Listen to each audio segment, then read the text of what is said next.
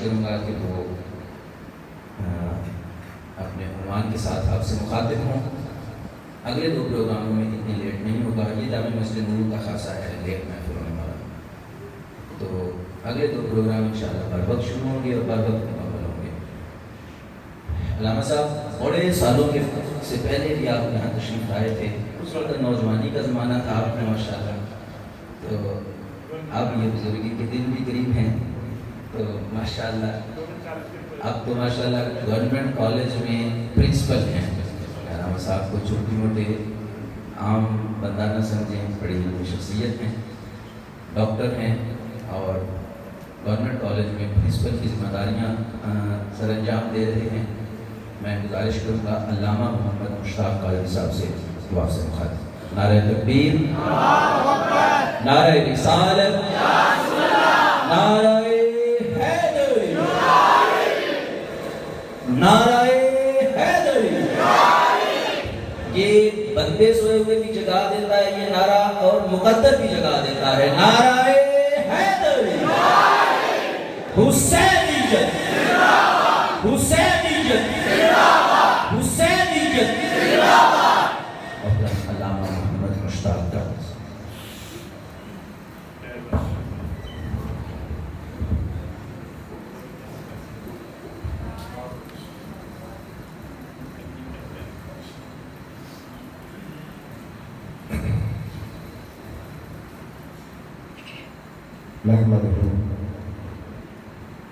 نحمده ونصلي ونسلم على سيدنا ومولانا محمد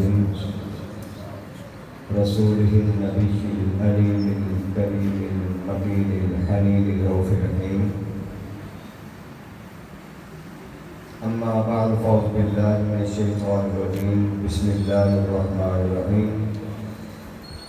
قال الله تعالى في القرآن المجيد والفرقان الحميد: قل لا أسألكم عليه أجرا إلا المودة في القربى. صدق الله مولانا العظيم. إن الله وملائكته يصلون على النبي يا أيها الذين آمنوا صلوا عليه وسلموا تسليما.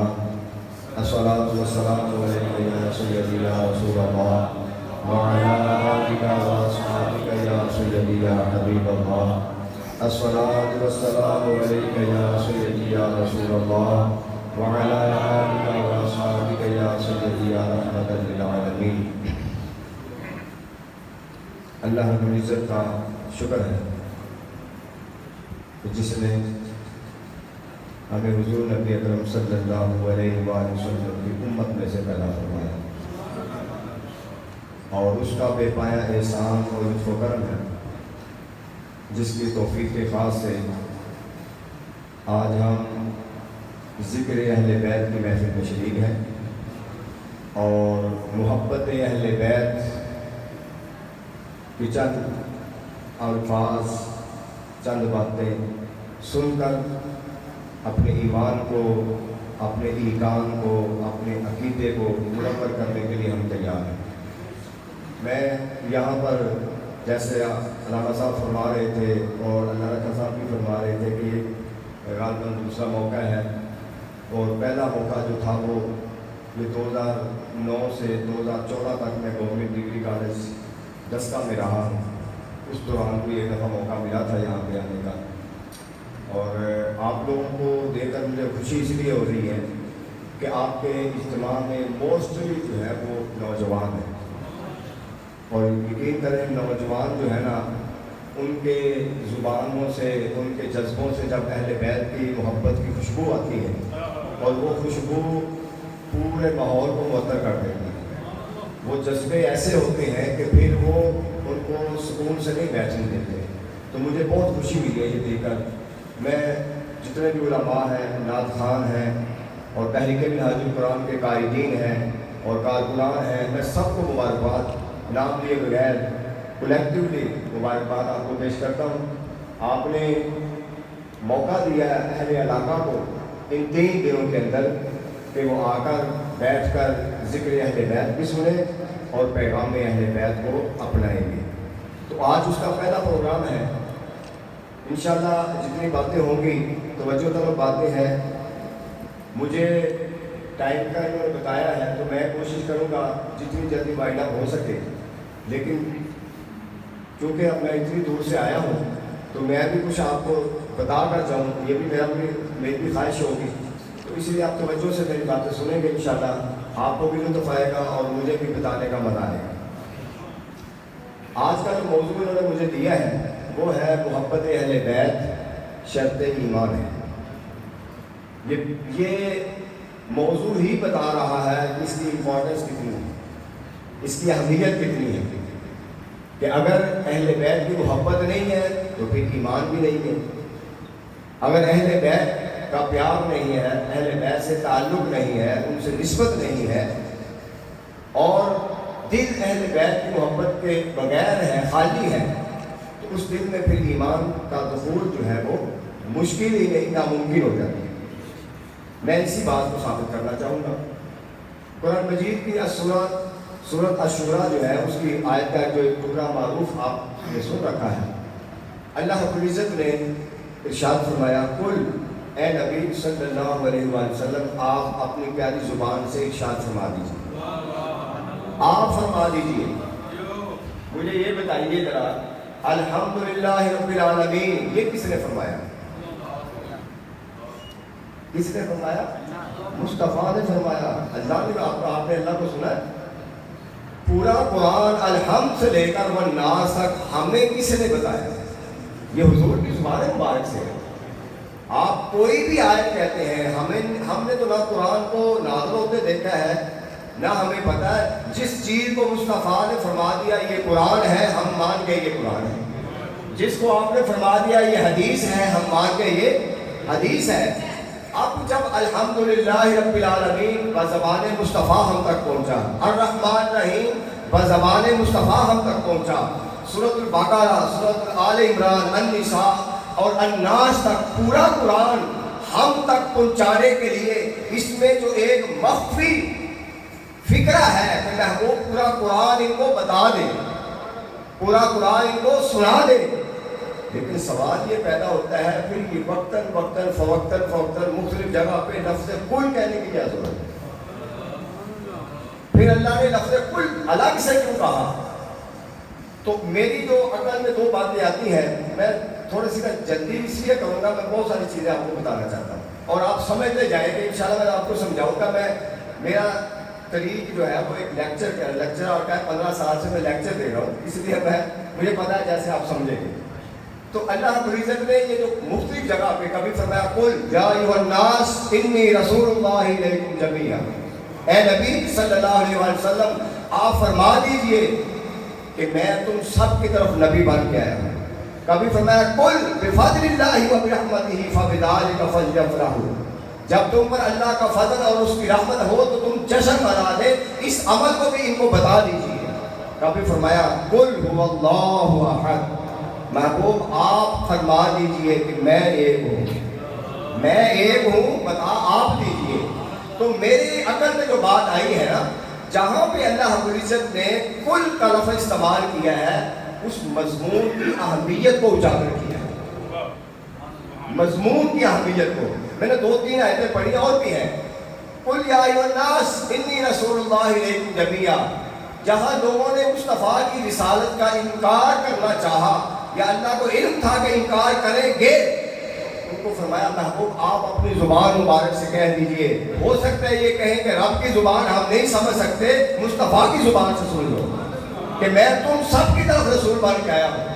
جہاں پر حضور تاجدار کائنات کی شکل میں رحمت اور فضل کی بات آئی کہ اس پر تم جشن منایا کرو، اللہ کو علم تھا کہ لوگ اس پر بھی اعتراض کریں گے. محبوب یہ بھی اپنی زبان مبارک سے کہہ دو. تو جہاں جہاں اللہ اور پھر اللہ نے اپنی توحید سے بڑھ کر کون سی اہمیت کی بات ہے وہاں بھی فرمایا قل، محبوب آپ فرما دیجئے کہ میں، بس یہ موضوع الگ ہے، فکرہ یہ بول دیتا ہوں، یہی توحید کی اصل ہے کہ توحید بنتی ہی تب ہے جب مصطفیٰ کی زبان سے سن کر رب کو ایک مانا جائے. اس کے علاوہ آپ جتنا مرضی رب کو ایک مانیں اور مصطفیٰ کی زبان کا اعتماد نہ کریں تو پھر آپ توحید پرست نہیں ہو سکتے، کچھ اور پرست ہو سکتے ہیں. تو ایک تو بات یہ ہے، اور دوسری بات یہ ہے جو بڑی اہم ہے، توجہ سے، الحمد سے لے کر والناس تک جب بندہ قرآن پڑھتا جاتا ہے، فرض کر لیں پورے قرآن میں، اب میں بات کر رہا ہوں اس لیول کی کہ جو عربی جاننے والے ہیں، جو عرب لوگ تھے، وہ قرآن پڑھتے جاتے، سنتے جاتے، اگر پورے قرآن کے اندر کہیں ایک جگہ بھی لفظ کل نہ آتا تو کسی کے ذہن میں آ جاتا کہ شاید اللہ نے ڈائریکٹ قرآن ہم تک پہنچایا، لیکن اللہ وقتاً فوقتاً لفظ کل کے ذریعے بتانا یہ چاہتا ہے کہ قرآن تم تک میں نے ڈائریکٹ پہنچا سکتا تھا لیکن نہیں پہنچایا، میں نے پہنچایا ہے واسطہ مصطفیٰ کے پہنچایا ہے، اس لیے کہ ما کان لبشر ان یکلمہ اللہ، میری شان ہی نہیں ہے کہ میں تم سے کلام کروں، میں لوگوں سے کلام کروں، یہ میری شان نہیں ہے، تو جس سے میں کلام کرتا ہوں پھر وہ عام لوگ نہیں ہوتا، وہ میرا نبی بن جاتا ہے۔ اس لیے جب میں مصطفیٰ کے وسیلے کے بغیر تم سے کلام نہیں کرتا تو تم پھر مصطفیٰ کے وسیلے کے بغیر مجھ تک بات کیسے کرتے ہو؟ جب میں بات کرنا چاہتا ہوں تو کل کہتا ہوں، مجھے اس کی محتاجی نہیں ہے، مجھے اس کی ضرورت نہیں ہے، میں چاہتا تو ہر بندے کے سامنے قرآن پڑھا ہوتا، صبح اٹھتا تو دیکھ کے قرآن مل جاتا اس کو، اس کے دل میں داخل کر دیتا، لیکن وہ تو قادر مطلق ہے، وہ بتانا یہ چاہتا ہے میں کوئی بھی اپنا پیغام تم تک براہ راست نہیں پہنچاتا، درمیان میں مصطفیٰ کو وسیلہ ڈالتا ہوں اور ان کے واسطے سے پہنچاتا ہوں۔ تم کون ہوتے ہو مصطفیٰ کے وسیلے کے بغیر ڈائریکٹ مجھ تک پہنچے، اور تم کہو کہ وسیلہ مصطفیٰ کے بغیر مجھ تک پہنچے، ایسا ممکن نہیں ہے۔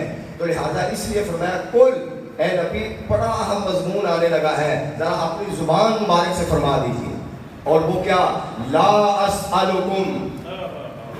اچھا مجھے یہ بتائے کوئی آپ میں سے، آپ نے بڑی دفعہ یہ آیت سنی ہے کیا جو اس کا علماء ترجمہ کرتے ہیں لا اسألکم، میں تم سے، میں اب جب یہ سوچ رہا تھا نا، مجھے پتا ہے زیادہ تر اسی طرح ترجمے میں تم سے سوال نہیں کرتا، میں تم سے مانگتا نہیں ہوں، یہی سوال ترجمہ کیا جاتا ہے۔ مجھے یہ بتائیں جو خود سائل ہو، جو خود سائل ہو، اس سے کیا سوال کیا جائے؟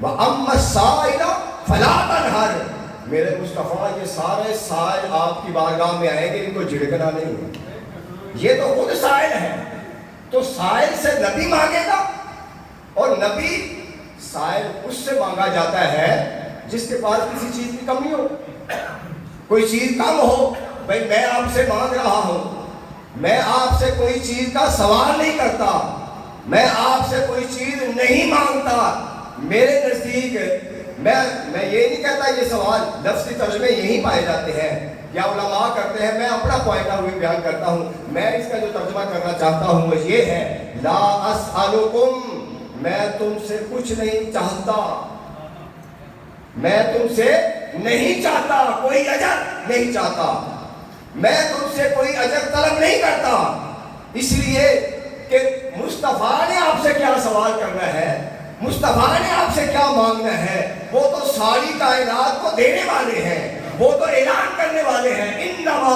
انا قاسم، لوگوں اللہ کے خزانے میرے پاس آتے ہیں، میں تو ان کا قاسم ہوں، میں تو خزانے تقسیم کرنے والا ہوں، مجھے کس چیز کی ضرورت ہے میں تم سے مانگوں یا تم سے سوال کروں۔ لیکن حاضر محترم سوال یہ پیدا ہوتا ہے، اب ذرا کانوں کی کھڑکیاں کھول کے بیٹھے، جو میں اگلی بات کرنے لگا ہوں، جب مصطفیٰ نے کوہ صفا پر اعلان کیا، کیا تھا؟ قولوا لا الہ الا اللہ تفلحون، لوگوں لا الہ الا اللہ پڑھ لو کامیاب ہو جاؤ گے۔ کوہ صفا پر جب یہ اعلان کیا، مکہ کے وہ لوگ جو آپ کو صادق کہتے تھے، آپ کو امین کہتے تھے، امانتیں رکھتے تھے، آپ سے فیصلے کرواتے تھے، آپ کو سردار مانتے تھے، معزز ترین ہستی مانتے تھے، وہ سارے کے سارے آپ کے خلاف ہو گئے، آپ کے خلاف پراپوگنڈے کرنے لگے، جان کے دشمن بن گئے۔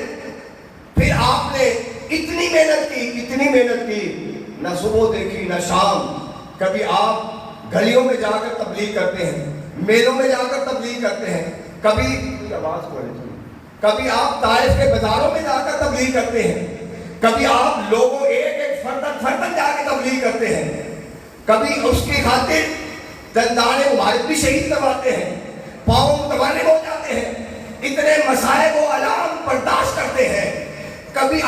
اوپر اوجری پھینکی جاتی ہے، رستے میں کانٹے بچھائے جاتے ہیں، حملے کیے جاتے ہیں، آپ کے لیے کنویں کھودے جاتے ہیں، وہ باس نوجوان پیچھے لگائے جاتے ہیں. جب صبح و شام مصطفیٰ نے دین اسلام کے لیے ایک کر دیا، نہ رات کا سکھ دیکھا نہ دن کا چین دیکھا، جب اتنی زیادہ محنت شروع کر دی تو چین گویا شروع ہو گئی مکہ کے سرداروں میں، مشرکین مکہ کے، اور اہل کفار کہنے لگے یہ بندہ چاہتا کیا ہے، یہ بندہ کیا چاہتا ہے، یہ اتنی محنت کرتا ہے، یہ چاہتا کیا ہے. یہ ان کا اپنا مائنڈ سیٹ تھا، اور ہر بندے کا سوچنے کا لیول، دماغ کا لیول اتنا ہی ہوتا ہے جتنا وہ سوچتا ہے. اور انہوں نے یہ ایک پروگرام بنا کر کہ یہ بندہ کیا چاہتا ہے، پھر میٹنگ کی آپس میں، سوچنے لگے. کسی نے کہا ہو سکتا ہے یہ مکہ کی سرداری چاہتا ہو، یہ مکہ کی سرداری چاہتا ہو، یہ مال و دولت چاہتا ہو، یہ علاقے کی کوئی خوبصورت خاتون سے شادی کرنا چاہتا ہو. یہ سوچ کر پیغام بھی بھجوائے مصطفیٰ کو، پیغام بھی بھجوائے گئے حضرت ابو طالب کے ذریعے سے. آپ کیا چاہتے ہیں، ہمارے بتوں کو برا بھلا کہنا چھوڑ دیں، اتنی محنت کرتے رہتے ہیں، اتنی تودو کرتے رہتے ہیں، اتنی جد و جہد کرتے رہتے ہیں، نہ آپ رات کو سکون سے بیٹھتے ہیں نہ دن کو سکون سے بیٹھتے ہیں، اتنی تکلیفیں برداشت کرتے ہیں، آپ کیا چاہتے ہیں. جب انہوں نے یہ پیغام پہنچایا اور آگے سے نو کا جواب مل گیا، آگے سے کہ مجھے کوئی سرداری نہیں چاہیے، اس تبلیغ کے عوض کوئی سرداری، کوئی دولت مجھے مکہ کے اور کائنات کی کسی قسم کی خواہش نہیں ہے، مال و دولت کی خواہش نہیں ہے، مال و زر کی خواہش نہیں، کسی منصب عہدے کی خواہش نہیں ہے. تو پھر آپ کیا چاہتے ہیں اس تبلیغ کی خاطر جو اتنی محنت آپ کرتے ہیں.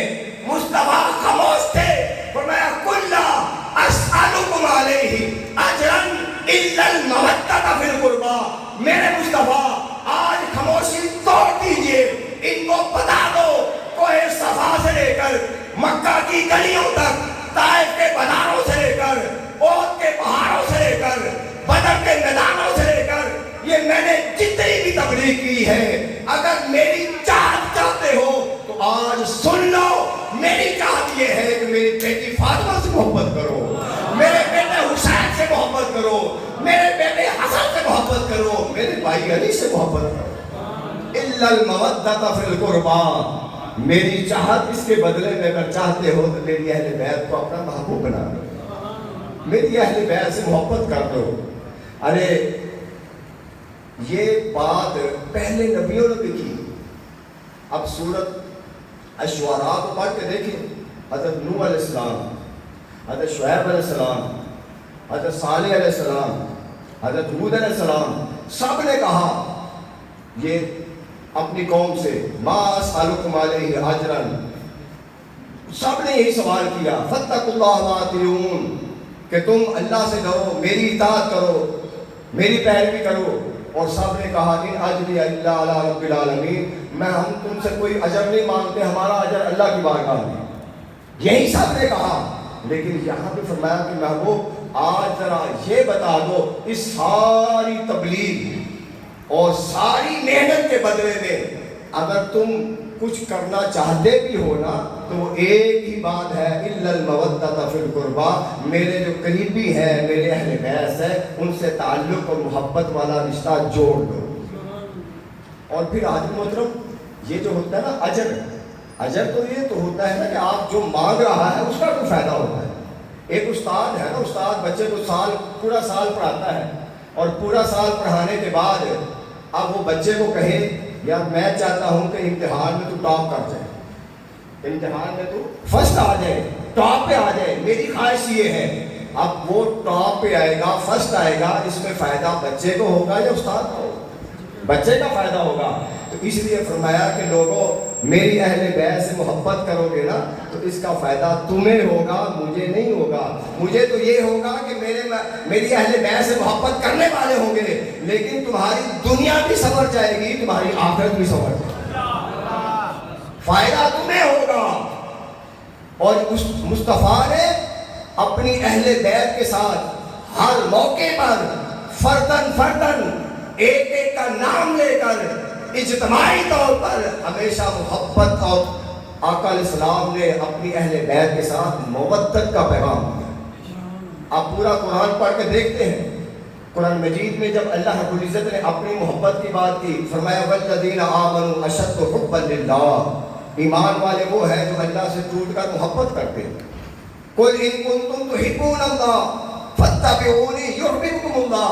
جہاں بھی آپ قرآن پڑھتے ہیں نا، جگہ جگہ پر محبت کی بات آئی ہے، صرف قرآن میں اسی جگہ پہ مودت کی بات آئی ہے۔ کیا بات آئی ہے؟ مودت کی بات آئی ہے۔ محبت اور مودت، اس میں فرق ہوتا ہے۔ ایک جگہ پہ قرآن نے مودت کی بات کی ہے، پہلی جگہ پر محبت کی بات کی ہے۔ کیوں؟ اس کی وجہ یہ ہے، محبت جو ہوتی ہے نا، آپ کو یہاں پہ کتنے لوگوں سے محبت ہوگی؟ آپ کو اپنے والدین سے محبت ہے، بچوں سے محبت ہے، بیوی سے محبت ہے، دوستوں سے محبت ہے۔ محبت تقسیم در تقسیم ہوتی جاتی ہے، کسی سے زیادہ محبت ہے، کسی سے کم محبت ہے۔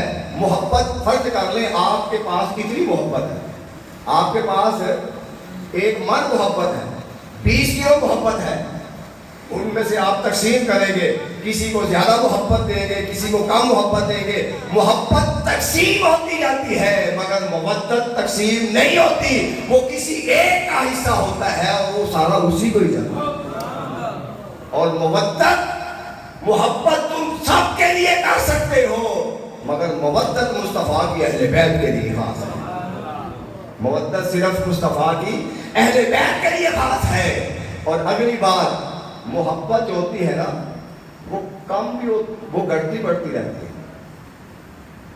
یہاں کتنے نوجوان ہیں، آپ اپنے بچوں کی مثال ہے، جب چھوٹے بچے ہوں گے آپ کو جو محبت کا لیول ہوتا ہے، بڑے ہونے سے وہ لیول نہیں رہتا۔ نوجوانی میں زیادہ محبت ہوتی ہے، جب بوڑھا ہو جائے تو بچے بھی کہتے ہیں باپے کو مسجد چھوڑو، اب کیا محبت کرنی ہے۔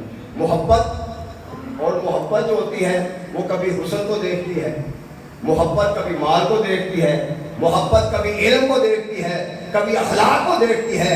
محبت کے معیارات کم ہوتے رہتے ہیں یا زیادہ ہوتے رہتے ہیں، کبھی گھٹتی ہے کبھی بڑھتی ہے، وقت کے ساتھ ساتھ تغیر و تبدل آتا رہتا ہے۔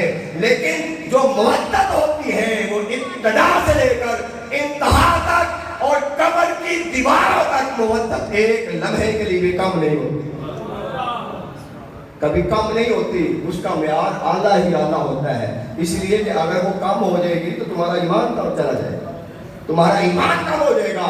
مودت کا معیار یہ ہے کہ ہر لمحے پر مسجد کے اندر ہو یا کسی خارجی فتنے میں ہو، کسی محفل میں ہو یا کسی دشمن کے مقابلے میں ہو، تم صفین میں ہو، تم کربلا میں ہو، تم عراق کی سرزمین میں ہو، تم مدینہ کی سرزمین میں ہو، تم جہاں بھی ہو، تمہاری اہل بیت کے ساتھ مودت میں 1 انچ بھی کمی نہیں آنی چاہیے۔ تمہارا سر نیزے پر لٹک جائے لیکن پھر بھی محبت اہل بیت کی بات کی جائے، اس میں کمی نہ آ جائے کہ فلاں موقع پر دشمن تھے، میں محبت اہل بیت کی بات کرتا تو شاید مجھے مار دیتے، مجھے لٹکا دیتے، مجھ پر فتوے جاری کر دیتے۔ تاریخ گواہ ہے، اس محبت اہل بیت کی خاطر لوگوں کو سولی پر لٹکایا گیا، لوگوں کو ذبح کیا گیا، لوگوں کو قید کیا گیا، کوڑے مارے گئے کہ تم محبت اہل بیت کی بات کم کرو، کیوں کرتے ہو، یہاں پہ نہ کرو، فلاں پہ کرو۔ لیکن جو اس مفہوم کو سمجھ گئے وہ کہتے ہیں کہ اگر اس محبت میں کمی بیشی آ جائے تو پھر محبت اہل بیت کا دعویٰ کیا؟ کوئی بھی موقع ہو، جو محبت اپنے عروج پر رہے اس کو مودت کہتے ہیں۔ اور اس لیے قرآن نے کہا کہ اہل بیت کے ساتھ محبت نہیں کیا کرنی ہے، مودت کرنی ہے۔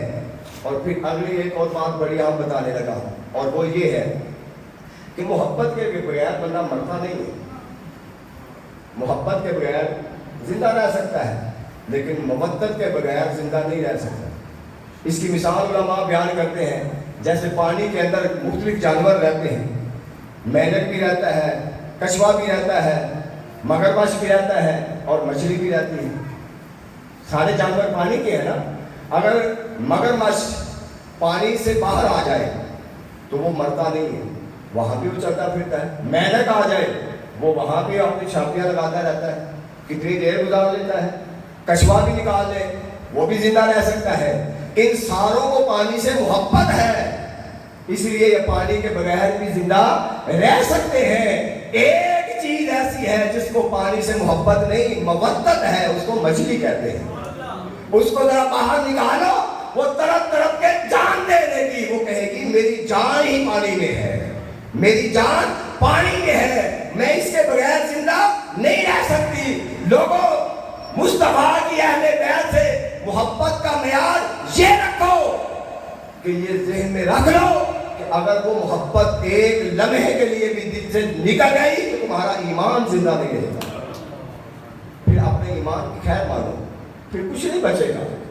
اگر اس میں تھوڑی سی بھی کمی آ گئی، تھوڑی سی بھی کمی آ گئی تو کوئی باقی نہیں بچے گا. اس لیے کہا جا سکتا تھا کہ لوگوں میری اہل بیت کے ساتھ محبت کرو، نہیں فرمایا الا المودۃ فی القربى، میری اہل بیت کے ساتھ مودت کرو. اب آپ کہہ سکتے ہیں کہ آپ نے قربا کے اندر اہل بیت میں تو فلاں فلاں بھی آ سکتے ہیں، تو آپ نے 4 نام لیے. اسی آیت جب یہ آیت نازل ہوئی تو حضور علیہ السلام سے امام احمد بن حنبل اس کو نقل کرتے ہیں، یہ پوچھا گیا یا رسول اللہ صلی اللہ علیہ وسلم من قرابت ہؤلاء الذین وجبت مودتہم، آپ کے کون سے قرابت والے ہیں؟ اہل بیت ہیں جن کی محبت ہم پر واجب ہے. کیا بولیے محبت کیا ہے؟ ایمان والوں پر اہل بیت کی محبت واجب ہے. اہل ایمان پر اہل بیت کی محبت کیا ہے؟ واجب ہے. اور جو چیز واجب ہوتی ہے اس کے بغیر وہ گزارا نہیں ہوتا، اس کے بغیر. تو یہ سوال کیا گیا کہ کون ہے اہل بیت کے لوگ جن کی محبت ہم پر واجب ہے؟ حضور علیہ السلام نے فرمایا الحسن والحسین، یہ حسن اور حسین ہے، وولداہما وامہما، یہ ان کے والد ہیں اور ان کی امی جان. یہ وہ لوگ ہیں، یہ وہ لوگ ہیں. اور پھر حضور علیہ السلام 6 مہینے تک جب صبح اہل بیت کے گھر کے قریب سے گزرتے تھے نا تو اونچی آواز نکال کے کہا کرتے تھے اے اہل بیت اٹھو نماز پڑھ لو.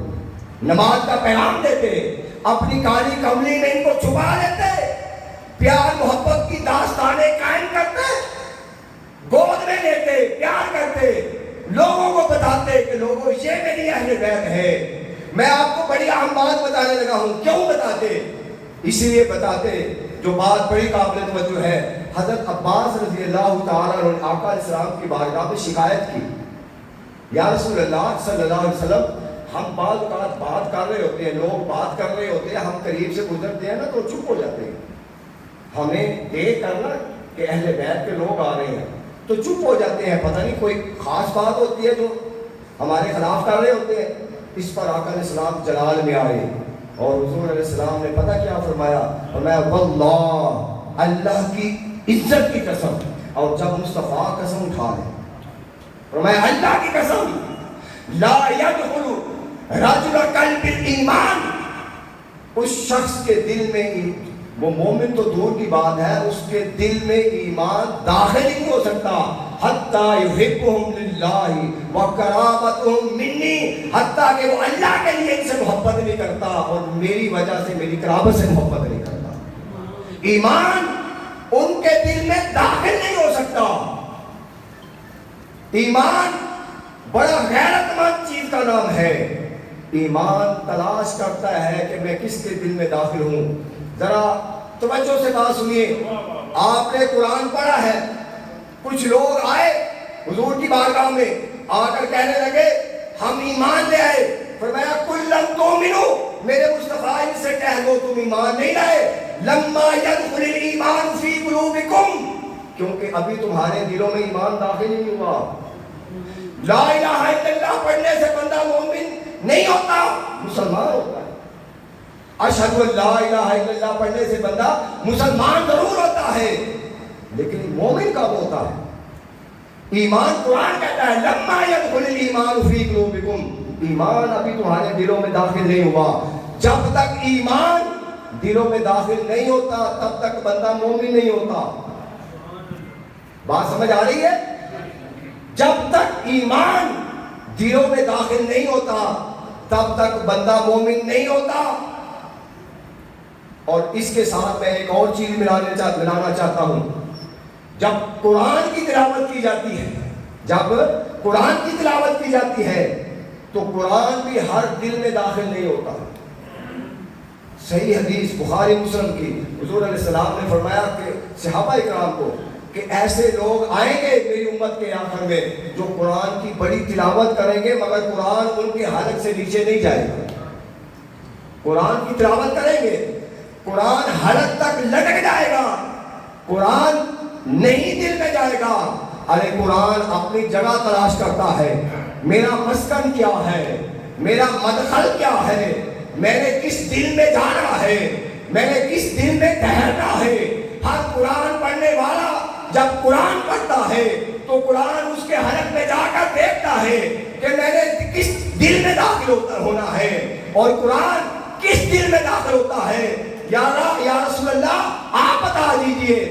مصطفیٰ نے فرمایا القرآن معلی وعلی مع القرآن. قرآن علی کے ساتھ ہے، علی قرآن کے ساتھ ہے. قرآن پڑھنے والے کو دیکھتا ہے جان کر اس کے دل میں علی ہے. اگر علی کی محبت ہے اس کے دل میں داخل ہو جاتا ہے، علی کی محبت نہ ہو تو واپس لوٹ آتا ہے. قرآن بھی اپنی جگہ تلاش کرتا ہے، ایمان وہ بھی دیکھتا رہتا ہے اس کے دل میں اہل بیت کی محبت ہے. اگر ہو تو داخل ہو جاتا ہے، نہ ہو تو واپس آ جاتا ہے.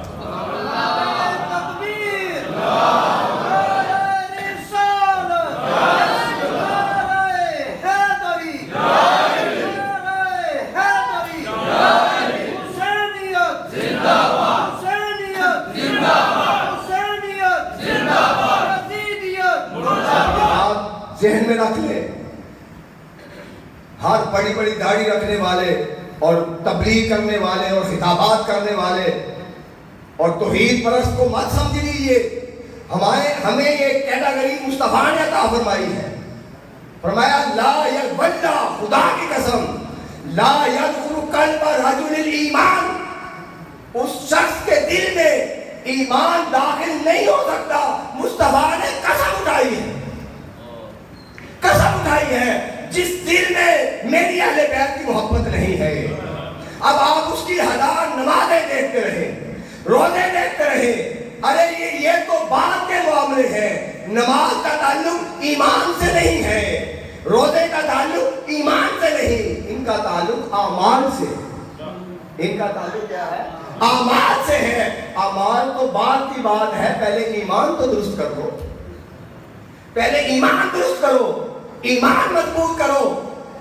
قرآن نے کامیابی کی علامتیں دو بتائی ہیں، آمنوا وعملوا الصالحات.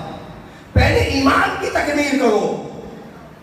حضور نے فرمایا لا یؤمن احدکم حتی اکون احب الیہ من والدہ وولدہ والناس اجمعین. ادھر بھی محبت کی بات ہے کہ میری محبت کے بغیر تمہارا ایمان مکمل نہیں ہوتا. تو اب یاد رکھ لیجئے، تین چیزیں بتانے لگا ہوں. یہ سمجھ لیجئے کہ یہ ایک یاد کرنے والی چیز ہے. کیا یاد کرنے والی چیز؟ تین چیزیں بتانے لگا ہوں. کیا؟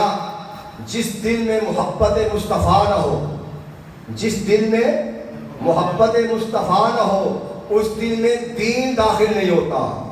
جس دل میں محبت علی نہ ہو اس دل میں قرآن داخل نہیں ہوتا. جس دل میں محبت اہل بیت نہ ہو اس دل میں ایمان داخل نہیں ہوتا.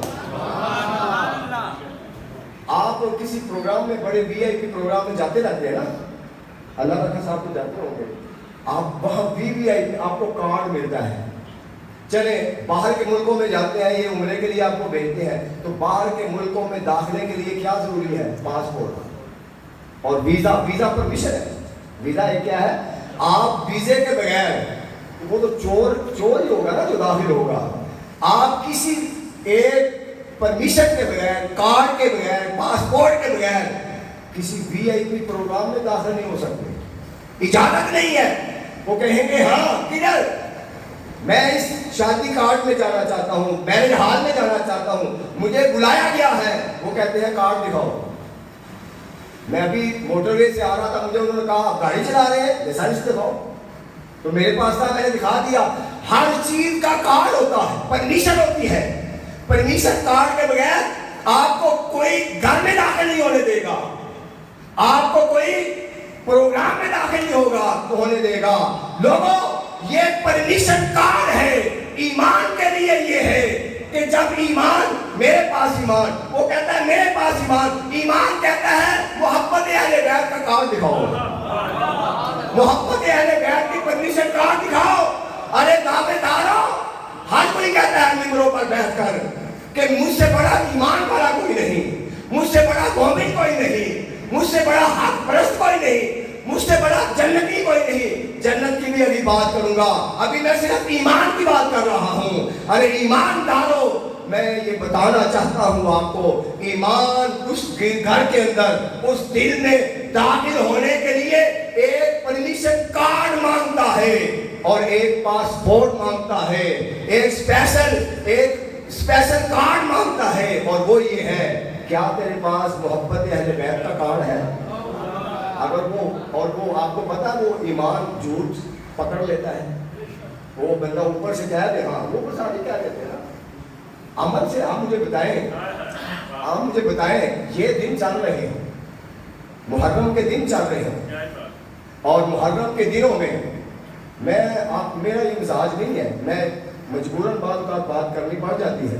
محرم کے دنوں میں جہاں پہ بچے کو بھی پتا ہے کن کا ذکر ہوتا ہے، کن کے قصیدے پڑھے جاتے ہیں، کن کی شانیں، اور آپ یہاں پہ کسی اور کا عرس رکھتے ہیں، آپ یہاں پہ کسی اور کا دن منانا شروع کرتے ہیں، اور اوپر سے آپ کہنا شروع کرتے کہ میں تو اہل بیت سے بڑی محبت کرنے والا ہوں، یہ تو اور منافقت ہو گئی بھائی۔ اچھا، ایک اور میں آپ کو بات بتانا چاہتا ہوں، وہ بھول گیا ہوں، یہ تو میں نے آپ کو بتایا تھا نا، محبت اور مودت میں ایک اور فرق ہے۔ محبت ایک نفسیاتی تعلق کا نام ہے۔ کیا نفسیاتی تعلق ہے نا، کہ وہ تھوڑی بیان ہو جاتی ہے، نفسیاتی تعلق کا نام ہے۔ اور اللہ رکھا صاحب، یہ بڑی کمال کا فکر ہے، محبت ایک نفسیاتی تعلق کا نام ہے اور مودت ایک عملی تعلق کا نام ہے، عملی تعلق کا نام۔ مودت آپ کو کر کے دکھانی پڑے گی، اور کربلا میں لوگوں نے کر کے دکھائی۔ کربلا میں امام حسین علیہ السلام کے ساتھیوں نے صرف اظہار نہیں کیا، انہوں نے عملی طور پہ سر کٹا کر مودت کا اظہار کیا ہے۔ تو اس لیے یہ بڑے دن ہیں، اور ان دنوں میں پہچان کرو ایمان والوں کی، اپنے بڑاؤں کی پہچان کرو، اور خدا کی عزت کی قسم، اب پہچان ایک ہی رہ گئی ہے، اور محبت اہل بیت ہے۔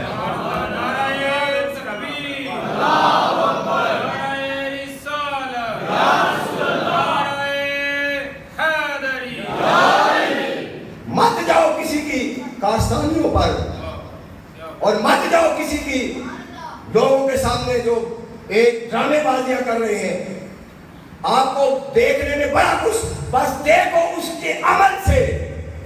مجھے آپ بتائیے، رات کے 12 بجنے والے ہیں، کس کی محبت میں بیٹھے ہیں؟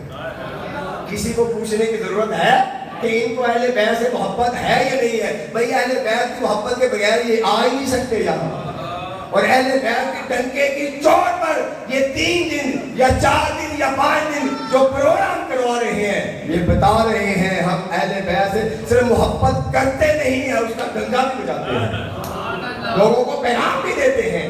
تو یاد رکھ لو، یہ قیامت تک کے لیے پرمیشن کارڈ ہے ایمان کا، ایمان دیکھے گا، اس کے بعد سرٹیفکیٹ ہے محبت اہل بیت کا، سند ہے اہل بیت کی محبت کی، اگر ہوگی تو وہ پوچھے گا نہیں، وہ تمہارے ایمان کو منور کر دے گا، تمہارے دلوں میں داخل ہو جائے گا۔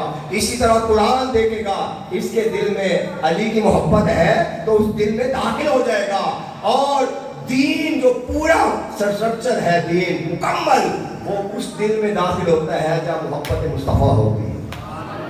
باقی دعوے جو مرضی، دعوے تو بڑے کرنے والے ہوتے ہیں، وہ مرزا قادیانی بھی اور بھی بڑے کرنے والے تھے، منافقین بھی کرتے تھے، لیکن معیار آج کے دور میں جو سب سے بڑا، بلکہ آج کے دور میں کیا، مصطفیٰ نے 1400 سال پہلے میعاد مقرر کر دیا اور بتا دیا کہ اہل بیت کی محبت، اس لیے کہ اہل بیت کی محبت وہ اہل بیت کی محبت نہیں ہے. من احب حسنا فقد احبنی، من احب حسینا فقد احبنی، من احب علیا فقد احبنی. ایک ایک کا نام لے کر فرمایا علی کی محبت میری محبت ہے، حسین کی محبت میری محبت ہے، حسن کی محبت میری محبت ہے، بیٹی فاطمہ کی محبت میری محبت ہے، اور میری محبت خدا کی محبت ہے، میری محبت ہے. اور آقا علیہ السلام نے پھر وجہ بھی بتا دی، وجہ بھی بتا دی. میں اس پر آپ کو حدیثیں سنانے لگوں تو بہت ٹائم لگے گا، میں نے 2-3 سلیکٹ کی ہیں. وجہ بھی بتا دی. فرمایا کہ اللہ سے اس لیے محبت کیا کرو کہ اللہ نے تمہیں نعمتیں دی، بڑی نعمتیں عطا کی ہیں. اللہ کو اس کی نعمتوں کی وجہ سے یاد کیا کرو، محبت کیا کرو، اور میرے سے محبت اللہ کی محبت کی خاطر کیا کرو. مجھ سے اس لیے محبت کرو کہ تم اللہ سے محبت کرتے ہو، اور میری اہل بیت سے اس لیے محبت کرو کہ تم مجھ سے محبت کرتے ہو. اہل بیت کی محبت در حقیقت میری محبت کا ایک سبب ہے، ذریعہ ہے. اور یہ بھی ایک بات سمجھ میں آ گئی کہ کوئی بندہ یہ کہہ دے کہ میں اہل بیت سے محبت کرتا ہوں یا اہل بیت سے محبت نہیں کرتا مگر مصطفیٰ سے محبت کرتا ہوں، یہ اس کا عقیدہ بھی غلط ہے، یہ بھی جھوٹ کا پرندہ ہے. یہ تو ایک سیکوینس ہے، ایک چین ہے. اہل بیت کی محبت مصطفیٰ کی محبت، مصطفیٰ کی محبت خدا کی محبت. اس میں کسی ایک کو بھی آپ نکالیں گے تو آپ کامیاب نہیں ہو سکتے. یہ بالکل اسی طرح ہے جیسے ایک طبقہ جو ہے نا، ایک طبقہ وہ کیا کرتا ہے، وہ عقیدہ توحید کی آڑ میں، یہ بات سمجھنے والی، عقیدہ توحید کی آڑ میں وہ بے ادبی مصطفیٰ کرتا ہے، وہ آقا کی شان میں بے ادبیاں کرتا ہے. اور عنوان کیا بناتے ہیں، عقیدہ توحید، کہ ہم توحید بیان کر رہے ہیں، لیکن آگے جو بیان کیا جا رہا ہوتا ہے وہ آپ کے سامنے ہے. اور بدقسمتی سے آج کچھ ایسا بھی طبقہ ہے جو ذکر صحابہ کی آڑ میں، کیا ذکر صحابہ کی آڑ میں اہل بیت کے خلاف پراپوگنڈا کرتا ہے. یہ فرق ہے، ایک ہی ہے، وہ اس کام میں لگ گئی، یہ اس کام میں لگ گئی. تو لہٰذا حاضر محترم، محبت اہل بیت، محبت اہل بیت یہ ہمارے ایمان کا عین جز ہے، ایمان کے لیے شرط ہے، ایمان کا حصہ ہے. اس کے بغیر تو تمہاری نماز قبول نہیں. صحابہ کے ایمان کی بھی شرط یہی تھی. ہاں بالکل. آپ دیکھیے، چلے میں قرآن سے یہ جو بات کرتی ہے، قرآن میں آپ نے آیت ہے، میں یہ بھی بات آپ کو بتا ہی دوں. السابقون الاولون من المہاجرین والانصار، یہ وہ لوگ ہیں جن پر آقا علیہ السلام نے جن کے فضائل بیان کیے. وہ کیا ہے؟ انصار، مہاجرین اور انصار، یعنی یہ وہ ہیں جو سبقت لے جانے والے، ابتدائی طور پر سبقت لے جانے والے، ایمان میں سبقت لے جانے والے، انصار اور مہاجرین. السابقون الاولون من المہاجرین والانصار. آگے پتہ ہے قرآن نے کیا کہا؟ والذین اتبعوہم بإحسان رضی اللہ عنہم. ہاں، بعد میں ان صحابہ میں سے بھی بعد میں آنے والے جنہوں نے ان انصار اور مہاجرین کی پیروی کی، اللہ ان پہ راضی ہے. بات سمجھ آئی ہے؟ جو ان کے راستے پر چل پڑا، جو ان کی روش پہ چلا، جن سے اللہ راضی ہوا. واتبعوہم، ان کی جنہوں نے پیروی کی. تو صحابہ اکرام اس حقیقت کو سمجھ گئے اور پا گئے، اور انہوں نے اپنی جان سے بڑھ کر اہل بیت سے محبت کا اظہار کیا، اپنی جان سے بڑھ کر اہل بیت سے محبت کا اظہار کیا. آج فتنوں کا دور ہے اور ہر کوئی دوسرے کو گمراہ کہتا ہے اور اپنے آپ کو سچا کہتا ہے. ہم حدیث کی طرف نہیں جاتے، ہم مصطفیٰ کے اقوال کی طرف نہیں جاتے، ہم اپنے فلسفے بیان کرتے ہیں. ہم یہ دیکھتے ہیں کہ آقا نے کس کو گارنٹی دی ہے کہ تم گمراہ نہیں ہوگے. کون ہے لوگ جن کے بارے میں مصطفیٰ نے ایک اعلان فرمایا خطبہ حجۃ الوداع کے جاتے ہوئے واپسی پر؟ آپ نے اعلان فرمایا، اور کیا اعلان فرمایا؟ اب مختلف احادیث ہے، میں ان کا خلاصہ بیان کرتا ہوں، جس پہ آقا نے فرمایا کہ لوگوں، انی تارک فیکم امرین، فیکم خلیفتین ثقیلتین مختلف الفاظ استعمال کریے. فرمایا کہ لوگوں میں تو دنیا سے رخصت ہو کے جا رہا ہوں لیکن میں اپنے جانے کے بعد دو چیزیں تمہارے اندر چھوڑ کے جا رہا ہوں. ان تمسکتم ان اخذتم لن تضلوا بعدی. اگر ان کو پکڑے رکھو گے میں مصطفیٰ گارنٹی دے کے جا رہا ہوں جب بدعقیدگی کا دور ہوگا, جب ہر طرف فتنہ پروری کا دور ہوگا, خارجیت کا دور ہوگا, رافضیت کا دور ہوگا, کسی اپنے برائے کی پہچان نہیں ہو رہی ہوگی, ہر کوئی دوسرے کو گمراہ کہے گا اور اپنے آپ کو سچا کہے گا. میں مصطفیٰ اعلان کر کے جا رہا ہوں جو میری اہل بیت کو اور قرآن کو تھامے رکھے گا وہ کبھی گمراہ نہیں ہوگا, وہ گمراہ نہیں ہوگا. یہ گارنٹی مصطفیٰ نے عطا فرمائی ہے کہ جس کے ایک ہاتھ میں قرآن ہوگا دوسرے ہاتھ میں اہل بیت کی محبت ہوگی. اور فرمایا لن یتفرقا حتی یردا الی الحوض. یہ قرآن اور اہل بیت اکٹھے رہیں گے, جدا نہیں ہوں گے.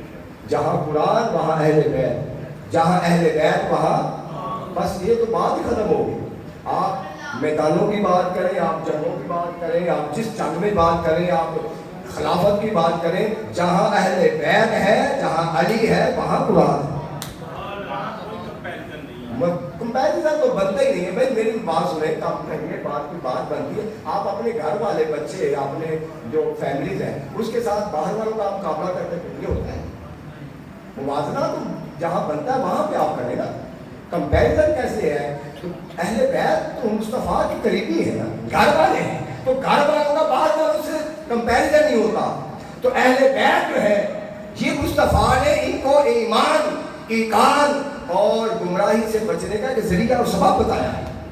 اور آقا نے فرمایا کہ لوگوں یاد رکھ لو جب سیلاب ہوگا نا بدتمیزی کا, بدعقیدگی کا سیلاب ہوگا اور رافضیت اور خارجیت کا ایک سیلاب منڈرا رہا ہوگا, تو آقا نے آج سے 1400 سال پہلے یہ بتا دیا کہ جیسے نوح علیہ السلام کے دور میں لوگ پریشان تھے ایک بڑے سیلاب سے بچنے کے لیے کشتی نوح میں داخل ہو گئے, وہ بچ گئے اور باقی ڈوب گئے. فرمایا لوگوں جب تم دیکھو کہ خارجیت کا سیلاب آ گیا, بدعقیدگی کا سیلاب آ گیا اور اس طرح کی سوچ پیدا ہو گئی اور حضور کی اہل بیت کے خلاف باتیں کرنا شروع ہوگی, جب ایسا سیلاب آئے گا تم محبت اہل بیت کی کشتی پہ سوار ہو, اہل بیت کی محبت کی کشتی میں سوار ہو جانا. بس پھر یہ دیکھ لینا جیسے کشتی نوح والے بچ گئے تھے تم بھی بچ جاؤ گے. ہمارے لیے تو ایک سیدھا رستہ ہے, ایک سیدھا رستہ ہے. آج محترم یہ ایک بڑا لمبا عرصہ ہے لیکن میں چیزیں اور بڑی ہم آپ کو بتانا چاہتا ہوں. اب اہل بیت کی محبت آپ کو کہاں کہاں کام آئے گی یہ یاد کر لیں. 7 مقامات ہیں, علامہ جلال الدین سیوطی اس کو نقل کرتے ہیں حدیث کو. 7 مقامات ہیں جس میں اہل بیت کی محبت کام آئے. آپ سن لیجئے, میں بغیر تشریح کے بتاتا ہوں. فرمایا کہ سب سے پہلے ایک لمحہ آتا ہے جب اپنے پرائے سارے بیچارے بے بس ہو کے بیٹھے ہوتے ہیں اور مرنے والا پانی مانگ رہا ہوتا ہے, وہ سمجھ نہیں رہے ہوتے کہ یہ مانگ کیا رہا ہے. اتنی مشکل لمحہ آتا ہے, اتنی پریشانی کا. فرمایا کہ اہل بیت کی محبت جو پہلے موقع پہ تمہارے کام آئے گی, فرمایا عند الموت, موت کے وقت تمہارے کام آئے گی, موت کی سختیوں کو آسان کر دے گی. جب لوگ پریشان ہوتے ہیں, جب ڈاکٹر جواب دے جاتے ہیں, جب زبان باہر نکل آتی ہے, جب اشاروں سے بھی بات سمجھ میں نہیں آتی اور افراتفری ہوتی ہے, اولاد بیٹے سارے نوجوان سامنے بے بس ہو کر بیٹھے رہتے ہیں, اور میں اس وقت اگر کوئی کام آئے گی تو اہل بیت کی محبت کام آئے گی. اور آگے فرمایا کہ دوسرے نمبر پر فی القبر, قبر کے اندر اہل بیت کی محبت کام ہے. اور یہ تو بالکل سمپل سی بات ہے نا, قبر میں آقا علیہ السلام نے تو کام آنا یا نہیں آنا, اس پر تو کوئی دوسری رائے نہیں. تو آقا علیہ السلام کس کے کام ہے؟ جو اہل بیت کے خلاف ہے, جو آقا کی اہل بیت کو معاذ اللہ ذبح کرتے رہے, جو اہل بیت کے ساتھ یہ حشر کرتا رہے, وہ قبر میں آقا کیوں کہیں کہ ہماری بخشش کرائے. جنہوں نے حضور کی اہل بیت کے ساتھ ہر وہ کام کیا جو نہیں کرنا چاہیے تھا. پورے انبیاء کی تاریخ کو دیکھ لے, آدم علیہ السلام سے لے کر حضرت عیسیٰ علیہ السلام تک کسی نبی کی اہل بیت کو اس قدر ذبح نہیں کیا گیا اتنی جلدی عمر میں جس طرح مصطفیٰ کی اہل بیت کو ذبح کیا گیا اور ظلم و بربریت کی گئی.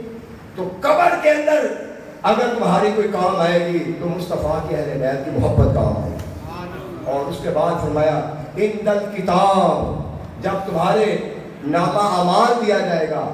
اور ایک روایت ہے میں نے سنی ہے اور بڑے جید علماء سے سنی ہے جو ایک اتھینٹک علماء ہے, اس لیے آپ اس کو بہتر ہے اگر آپ ماننا چاہیں مان لیں, لیکن بات ٹھیک ہے کہ قیامت کے دن جب نامہ اعمال کی کتاب دی جائے گی نا, فَأَمَّا مَنْ أُوتِيَ كِتَابَهُ بِيَمِينِهِ فَيَقُولُ هَاؤُمُ اقْرَءُوا كِتَابِيَهْ وَأَمَّا مَنْ أُوتِيَ كِتَابَهُ بِشِمَالِهِ فَيَقُولُ يَا لَيْتَنِي لَمْ أُوتَ كِتَابِيَهْ.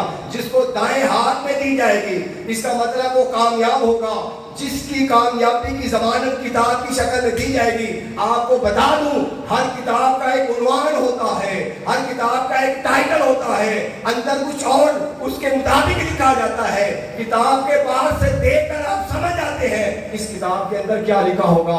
قیامت کے دن جنتیوں کو جو اہل کتاب جو جنتیوں کو کتاب دی جائے گی ان کے نامہ اعمال کی, اس کتاب کا ٹائٹل کا نام ہوگا محبت علی. کیا ہوگا اس کے بعد لکھا ہوگا یہ محبت علی والے لوگ ہیں, علی سے محبت کرنے والے ہیں. اس کا مطلب یہ ہے کہ اندر لکھا ہوگا یہ جنتی لوگ ہیں. اس کے بعد جب کتاب دی جائے گی اس وقت محبت اہل بیت کام آئے گی. پھر فرمایا کہ ان دل حساب جب حساب لیا جائے اللہ حساب لے گا, ہر کسی سے حساب لے گا.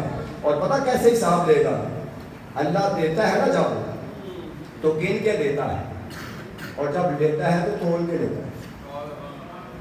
پتہ ہے آپ ایک دفعہ سبحان اللہ پڑھے کتنی نیکیاں مل گئی 10, ایک دفعہ دروشی پڑھے 10 نیکیاں مل گئی. دیتا ہے گن کر, لیتا ہے تول کر. کتاب میزان لگے گا نہیں قیامت کے دن. اس کی حکمت کیا ہو سکتی ہے بھائی؟ اس کی حکمت یہی ہے کہ اگر وہ لیتا بھی گن کر, اگر وہ لیتا بھی گن کر تو جو 900 سال عبادت کرتے رہے اور جنہوں نے 2 سال عبادت کی وہ تو زمین و آسمان کا فرق ہو جائے. وہ توڑ کے اس لیے لیتا ہے کہ بعد ایسی نیکی ہوگی مصطفیٰ کی امت میں جو لیلۃ القدر کی ایک رات کر لے گئے ان کے ہزاروں سال سے بھی بھاری ہوگی. وہ جب نوازنا چاہتا ہے تو پھر اپنا پیمانہ اختیار کرتا ہے. اگر وہ گننا چاہتا ہے ہاں جی اس نے کتنے سال عبادت کی ہے 900 سال, اس نے کتنے 500 سال, اور آقا کی امت کہ 50 سال 40 سال, تو اب یہ ہے تو گنتی میں تو وہ ایک ہی گنا جائے گا نا. لیکن وزن کے اندر, وزن میں میں مستدرک کی حدیث سنا دیتا ہوں آپ کو. حضور علیہ السلام نے فرمایا کہ ایک امتی آئے گا اس کے گناہوں کا رجسٹر جو ہوں گے نا وہ 99 ہوں گے, 99 رجسٹر, اور وہ پریشان ہو جائے گا میں تو مارا گیا, لیکن اس کے گناہ وہ ایسے پگڑا اوپر چلا جائے گا نیکیوں والا. اللہ کہے گا تیرے لیے میرے پاس ایک نیکی بھی ہے. وہ ایک نیکی کیا ہوگی, ایک کاغذ کا ٹکڑا ہوگا, اس کاغذ کے ٹکڑے کو دوسرے پلڑے میں رکھا جائے گا, وہ 99 رجسٹر ہلکے ہو جائیں گے, وہ ایک اتنا سا کاغذ کا ٹکڑا بھاری ہو جائے گا. باری تعالیٰ اس میں آخر لکھا کیا ہے, اللہ فرمائے گا اس میں لکھا ہے تو نے کہا تھا لا الہ الا اللہ محمد رسول اللہ. اس لیے جب وہ توڑ کر دیتا ہے تو پھر ایک نیکی کو بڑی نیکی کر دیتا ہے, وہ بڑی نیکی کر دیتا ہے. حساب کتاب کے وقت تمہارا کام آئے گا اہل بیت کی محبت. پھر پل صراط پر, پھر میزان پر, ہر موقع پر موت کی گڑیوں سے لے کر جنت کے دروازوں تک تمہیں ایک ایک مرحلہ اگر کام آئے گا تو محبت اہل بیت کام آئے گا. ہر موقع پر اہل بیت کی محبت کام آئے گی. تو حاضر محترم اس اہل بیت کی محبت کو سینے سے لگا دو, لگا لو سینے سے. اس اہل بیت کی محبت اگر سیکھنا چاہتے ہو تو ابو بکر صدیق سے سیکھیے. ابو بکر صدیق فرماتے ہیں ارکبوا محمدن ان اہل بیتہ. لوگوں اگر محمد کو تلاش کرنا چاہتے ہو تو ان کی اہل بیت میں تلاش کرو. اہل بیت کو کے بارے میں حضرت ابو بکر صدیق فرماتے ہیں کہ لوگوں مجھے اللہ کی عزت کی قسم مجھے اپنی اہل بیت کی نسبت مصطفیٰ کی اہل بیت سے زیادہ پیار ہے. یہ حضرت ابو بکر صدیق, آج صدیق اکبر کا دن منانے والے بھی بیٹھے ہوتے ہیں مگر ان کو یہ حدیث سے یاد نہیں ہوتی. آج حضرت علی کے ساتھ جا رہے تھے اور امام حسن بچے چل رہے تھے. حضرت ابوبکر صدیق نے کندھے پر اٹھا لیا. اپنے بچے کا کوئی روایت نہیں ملتی کہ انہوں نے اپنے بچے کو اٹھایا ہوگا. حضرت امام حسن مجتبیٰ بچے تھے, کندھے پر اٹھا کر حضرت علی سے فرمانے لگے, علی آپ کی اس بیٹے کی جو شکل ہے نا وہ آپ سے نہیں ملتی, یہ مصطفیٰ سے ملتی ہے. اگر اہل بیت سے محبت سیکھنی ہے ابوبکر صدیق سے سیکھو. اہل بیت سے محبت سیکھنی ہے سیدنا عمر فاروق سے سیکھو. سیدنا عمر فاروق رضی اللہ تعالیٰ عنہ جب قحط بیٹھ گیا, بارشیں نہیں ہو رہی تھی, تو انہوں نے کہا کہ لوگوں نے شکایت کی, فرمایا کوئی بات نہیں, کہاں پہ ہیں آقا علیہ السلام کے چچا حضرت عباس کو تلاش کیا, فرمایا آؤ سارے مل کر ان کے وسیلے سے دعا مانگتے ہیں, ان کے وسیلے سے دعا مانگتے ہیں. حضرت عمر فاروق رضی اللہ تعالیٰ عنہ امام حسن مجتبیٰ ان کے دروازے پر گئے. میں جلدی سے ایک دو فکر بات ختم کر رہا ہوں. ان کے دروازے پر گئے اور تھوڑی دیر انتظار کر کے لوگوں نے دیکھا کہ اندر امیر المومنین سوئے ہوئے ہیں, تو واپس آ گئے. جب حضرت عمر فاروق کو پتا چلا تو چل کر امام حسن کے دروازے پہ گئے, بیٹا آپ مجھے ملے بغیر کیسے آ گئے؟ فرمایا لوگ آ رہے تھے, شاید آپ سو رہے تھے. میں وہ لوگوں کی بات ہے, آپ کوئی اور تھوڑے ہی ہو, آپ جب بھی آئے اور جب بھی جیسے بھی ہیں آپ کو اجازت ہے آپ اندر آ جایا کریں. اور پھر روایت میں آتا ہے کہ مال غنیمت میں کپڑے آئے. حضرت عمر فاروق نے لوگوں کو کپڑے تقسیم کیے, سب کو کپڑے دیے. جب حضرت امام حسین علیہ السلام کو کپڑا دیا تو دے کر واپس لے گیا. فرمایا کہ بیٹا شہزادے یہ آپ کی شیان شان ہے, یہ کپڑا آپ کی شیان شان ہے. یمن سے اسپیشل کپڑا منگوایا کر امام حسین علیہ السلام کو دیا. فرمایا جیسے آپ شہزادے ہیں آپ کے لیول کا کپڑا ہونا چاہیے. جب ایران فتح ہوا اور کیسے روم کی شہزادی آپ کے مال غنیمت میں آئی شہزادوں, تو آپ نے اعلان کیا یہ شہزادی سو میں اس کو دوں گا جو میری نظر میں شہزادہ ہوگا, جو میری نظر میں شہزادہ ہوگا. سب کا یہی خیال تھا کہ شہزادہ اس کا بیٹا ہوگا عبداللہ ابن عمر, انہی کو ملے گی. فرمایا بیٹا حسین آؤ, اس کائنات میں میری نظر میں سب سے بڑے شہزادے آپ ہو. سیدہ کائنات کو فرماتے حضرت عمر فاروق فرماتے کہ میں اس کائنات میں سب سے زیادہ اگر جس سے محبت کرتا ہوں سیدہ کائنات آپ سے محبت کرتا ہوں. امام حضرت عثمان غنی کے بارے میں جب دور سے دیکھ لیتے کہ حضرت عباس آ رہے ہیں تو اپنی سواری سے نیچے اتر جاتے, کہیں بے ادبی نہ ہو جائے کہ مصطفیٰ کی اہل بیت گزرتا ہو. یہ وہ صحابہ کرام ہیں. اور حضرت عبداللہ ابن مسعود یہ ان کا قول ہے, فرماتے ہیں کہ 1 سال کی عبادت سے افضل ہے اہل بیت کی 1 دن کی محبت. حضرت عبداللہ, میں جلدی سے, میرے پاس بڑے اقوال ہیں, میرے پاس بڑے دلائل ہیں. حضرت ابو ہریرہ کے بارے میں روایت ہے, سیر اعلان النبلاء کے اندر علامہ ذہبی لکھتے ہیں کسی جنازے میں گئے اور اس جنازے میں امام حسن مجتبیٰ بھی تھے. لوگ اپنے اپنے کام کر رہے تھے. حضرت ابو ہریرہ اپنے کپڑے اتار کر جو بھی چادر تھی امام حسن مجتبیٰ کے جوتے صاف کر رہے تھے. ارے ان لوگوں نے سنا تھا مصطفیٰ سے کہ اہل بیت کا مقام کیا ہے. ان لوگوں نے سن رکھا تھا, حضور کی زبان سے سن رکھا تھا, اس کو اپنی عملی جوڑ پہ کر کے بھی دکھایا. بات ختم کر رہا ہوں. اسی طرح آئمہ کو دیکھ لیں, آئمہ کو دیکھ لو. امام ابو حنیفہ اہل بیت کے جا کے قدموں میں بیٹھتے تھے. امام جعفر صادق کے سامنے ایسے بیٹھتے تھے جیسے ایک اسٹوڈنٹ بیٹھتا ہے. اور آپ فرماتے تھے کہ جو امام اعظم ہے وہ کہتے تھے اس کائنات میں سب سے زیادہ اگر فقہ کا علم کسی کے پاس ہے تو امام جعفر صادق کے پاس ہے, ان سے علم. اور آپ کو یہ پتہ ہے نا امام ابو حنیفہ کو جیل میں قید کر دیا گیا اور جیل میں ہی ان کی وفات ہوئی. اب لوگ کہتے ہیں جی وہ اس لیے قید کیا گیا تھا, ان کو کہا گیا تھا کہ آپ چیف جسٹس بن جائیں, قاضی القضاء بن جائیں. انہوں نے انکار کر دیا, اس لیے ان کو جیل میں قید کر دیا گیا. یہ کوئی اتنا بڑا جرم تھا؟ یہ کوئی جرم تھا؟ یہ جرم نہیں تھا. اس لیے بنو امیہ کے وہ بدماش بادشاہ یہ سمجھتے تھے کہ اس کا جھکاؤ اہل بیت کی طرف بڑھا ہے. یہ سزا دی گئی ان کو کہ یہ اہل بیت کے پاس جاتے ہیں, کیونکہ بنو امیہ کے بادشاہ کہتے تھے آپ ہمارے دربار میں. امام ابو حنیفہ کہتے تھے ابو حنیفہ کسی دنیا دار کے بادشاہ کے درباروں میں نہیں جاتا, لیکن اہل بیت کی جہاں بات آتی تھی امام جعفر کے پاس, امام باقر کے پاس, ان کے پاس نہ صرف جاتے تھے, ان کے قدموں میں بیٹھ کر ان سے فیض لیتے تھے. اسی پاداش میں ان کو جیل میں قید کر دیا گیا اور جیل میں ہی ان کی وفات ہوئی. اور پھر امام شافعی نے تو کمال کر دیا. اسی پہ بات ختم کرنے لگا ہوں. امام شافعی کہتے ان پر تو یہ فتویٰ جاری ہو گیا تھا یہ کئی شیعہ ہو گئے, امام شافعی کو، اور وہ پتہ کیا کہتے تھے؟ وہ کہتے تھے کہ خبردار کہ بے شک اہل بیت جو ہے، مصطفیٰ کی اہل بیت جو ہے، ان کی جو محبت ہے، فرمایا فرض من اللہ فی القرآن انزلہ، کہ اللہ نے ان کی محبت قرآن میں فرض کر دی ہے۔ اور آگے اگلا فکرہ بڑا کمال کا، امام شافعی کا فتویٰ ہے کہ لوگوں اہل بیت کی محبت کیا اس سے کم ہو سکتی ہے؟ اور کیا سمجھنا چاہتے ہو کہ لم یصلی علیکم صلاۃہ، تمہاری نماز لم یصلی علیکم لا صلاۃ لہ، جو ان اہل بیت پر درود نہیں پڑتا اس شخص کی نماز مکمل نہیں ہوتی۔ اس لیے امام شافعی کہتے ہیں میرے نزدیک اہل بیت کی محبت کا کوئی اور دعویٰ نہیں ہے، اہل بیت کی محبت میرے نزدیک فرض ہے۔ یہ آئمہ ہے، یہ کیا ہے؟ یہ آئمہ ہے جو اہل بیت کا ورد کرنے والے، اور اللہ نے ان کو یہ مقام عطا کیا۔ میں اگر اس پر چلتا رہوں تو بہت بڑی آج جائے گی۔ حاجی محترم بات ختم کر رہا ہوں بس اس بات پہ کہ آج جو دور ہے نا، آج دور، یہ بات سننے والے لازمی، یہی میرا پیغام ہے، بیٹھ جائے 2 منٹ۔ آج کا جو دور ہے نا، دیکھیے جب آقا علیہ السلام کا وصال مبارک ہوا اور یہ بنو امیہ کا امیر معاویہ سے لے کر آگے دور آیا، اب اس دور کے اندر اتنا فتنہ برپا ہوا، اتنا فتنہ برپا ہوا یہ تھا کہ پابندی لگا دی گئی تھی کہ کوئی اہل بیت کا نام نہ لے، اور ممبروں پر اہل بیت کو گالیاں دی جاتی تھی، نام لینے پر پابندی تھی، پھانسی لٹکا دیا جاتا تھا، اور اتنی زیادہ سختیاں کی جاتی تھی۔ اور اس کے نتیجے میں جب 1 نسل 2 نسل یا 3 نسلیں گزر گئی، جو بعد والی نسلیں آئی نا، انہوں نے سمجھا کہ شاید دین اس چیز کا نام ہے کہ اہل بیت کو برا بھلا کہا۔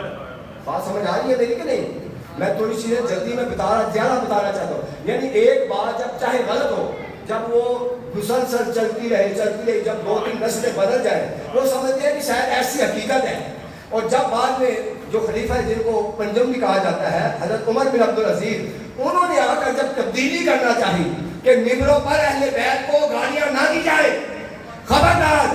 اور حضرت عمر بن عبدالعزیز تو اتنی زیادہ اہل بیت سے محبت کرتے تھے، ایک بچہ بھی آ جاتا تھا تو ان کے قدموں میں گر جاتے تھے، کھڑے ہو کر استقبال کرتے تھے۔ جب انہوں نے ٹرینڈ بدلنا چاہا کہ یہاں پہ ممبروں پہ بیٹھ کر اہل بیت کو گالیاں نہ دی جائے، شب و ستم نہ کیا جائے، برا بھلا نہ کیا جائے، تو پتہ ان پر کیا فتویٰ جاری ہوا؟ یہ دین میں تبدیلی کر رہا۔ بات سمجھ آئی آپ کو؟ لوگوں نے اہل بیت کے خلاف بات کرنے کو دین سمجھ لیا تھا، کیونکہ 1-2 نسلیں گزر گئی تھی، انہوں نے اپنے بڑوں کو یہی سنتے دیکھا تھا کہ شاید اہل بیت کے خلاف اس طرح علی کو گالی دینا، ممبروں پر بیٹھ کر برا بھلا کہنا، اور یزید کی بیعت کر لینا، یا ان کے جتنے بھی باقی لوگ تھے ان کی تعریفیں کرنا، شاید یہ دین کا حصہ ہے۔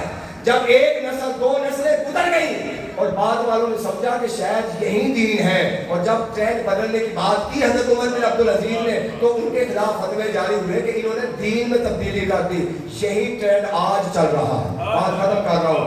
آج ممبروں پر بیٹھ کر خدا کی قسم میں اللہ کا واسطہ دے کر کہتا ہوں، کسی کی ظاہری شکل و صورت میں نہ جاؤ، چپو کپو پر نہ جاؤ، اور کسی کے رونے دھونے پر بھی نہ جاؤ۔ اس کے اندر کی خباثت دیکھو کہ یہ اپنے بیروپیہ جو ہے، اپنے روپ بدل کر یہ اہل بیت کے خلاف نفرت پھیلا رہا ہے اس قوم میں، ان نوجوانوں کے اندر، اور مختلف ناموں کے ساتھ، مختلف پروگراموں کے ساتھ۔ جب خاص اہل بیت کے دن ہوں گے، کوئی اور عنوان سے پروگرام رکھ دیا جائے گا۔ جب شہادت امام حسین کا دن آئے گا، فتویٰ جاری کر دیا جائے گا کہ کون سا لکھا ہوا ہے کہ 10 محرم کو شادی نہ کی جائے۔ ہاں، یہ تمہارے اندر جو خباثت کی کتاب ہے نا، اس میں لکھا ہوا ہے، جو اندر منافقت کی کتاب ہے اس میں لکھا ہوا ہے۔ عشق اور محبت کی کتاب میں یہی لکھا ہے کہ اپنے محبوب کے رنگ میں رنگ جاؤ، اگر وہ خوش ہے تو تم بھی خوش ہو جاؤ، اگر وہ غمگین ہے تو تم بھی غمگین ہو۔ اب تمہیں کیا بتاؤں، یہ بڑی منافقت اور اس دور کا بڑا دجالی فطرہ ہے۔ اس سے اپنے ایمان کو بچاؤ، نوجوانوں کو بچاؤ، اور گھر گھر گلیاں گلی گلی میں اہل بیت کا ڈنکا بجاؤ۔ مصطفیٰ نے فرمایا اپنی اولادوں کو اہل بیت کی محبت سکھایا کرو، محبت سکھاؤ. اور حضور شیخ الاسلام کی بڑی کتابیں ہیں اہل بیت پر، درجنوں کتابیں ہیں. ان کتابوں حدیث کی مدلل دلائل ذخیرہ پڑا ہوا ہے. آپ پڑھیے، گھر میں رکھیے، بچوں کو پڑھائیے اور اس بڑے فتنے سے بچوں کو بچائیے. بڑا فتنہ ہے یہ، وہی فتنہ ہے جو اموی دور کے اندر تھا، اور اس دور میں بھی اہل بیت کے خلاف اسی طرح یہ آہستہ آہستہ کام چلتا ہے نا. کبھی آپ نے، آپ بزرگ بیٹھے ہیں، آپ نے کبھی سنا تھا؟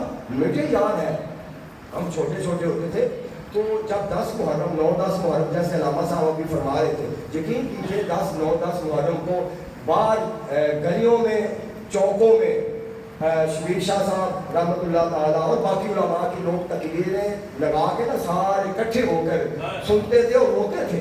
اور ہم چھوٹے تھے، ہم گھر آ کے کہتے تھے کہ امی یہ لوگ کیوں رو رہے ہیں آج، یہ 10 محرم کیا ہے؟ یعنی بالکل چھوٹے تھے، لیکن یہ ٹرینڈ ختم ہو گیا. اور یہاں یہ کہہ دینا کہ شادی کرو، بلکہ لوگوں نے کر کے بھی دکھائی، آپ کو پتا کر کے دکھائی 10 محرم کو. یہ کیا ہے؟ اس سے بچو، اپنے اولادوں کو بچاؤ اور دل و جان سے اہل بیت کی محبت کو اپنے دل میں جگہ دو. اسی میں ہی ہماری بقا ہے، اسی میں ہی ہماری کامیابی ہے. اور تحریک منہاج القرآن اس علم کو بلند کیے ہوئے ہیں، اس پرچم کو بلند کیے ہوئے ہیں. اس کے جھنڈے تلے آؤ اور انشاءاللہ یہاں سے تمہیں محبت اہل بیت بھی ملے گی، محبت صحابہ بھی ملے گی، محبت مصطفیٰ بھی ملے گی، اور اللہ اور اللہ کے رسول کا فیض بھی ملے گا. میں جتنا ہو سکا ٹائم میں مختصر میں آپ کو باتیں کچھ بتا سکا. اگر آپ کو پسند آئی ہو تو اس کو دل میں جگہ دیں، اور اگر کوئی بات ایسی لگی ہو تو میں آپ سے معذرت کرتا ہوں کہ کچھ میں نے سخت باتیں بھی کرتی ہوں. اللہ تعالیٰ کی بارگاہ میں ہم دعا کرتے ہیں اللہ تعالیٰ ہماری اس حاضری کو قبول فرمائے. اور ہمارے دیگر جن دوست احباب نے یہ پروگرام کا ارینج کیا ہے تحریک منہاج القرآن کا خصوصی طور پہ قائدین اور کارکنان، اللہ تعالیٰ کو کامیابیاں عطا فرمائے، اس کا اجر عطا فرمائے، اور دل و جان سے اہل بیت کی محبت عطا فرمائے. وما علینا الا البلاغ.